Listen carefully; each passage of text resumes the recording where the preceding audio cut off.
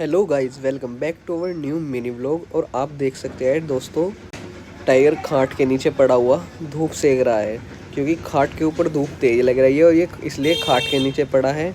और ये देखिए किस तरीके से पड़ा है, और ये अपने दांत भी दिखाएगा। देखिए भैया, देखिए ई टाइगर और ई, ये इसके दांत भी दिख रहे हैं। ये देखिए दोस्तों, ये इसके छोटे छोटे दांत।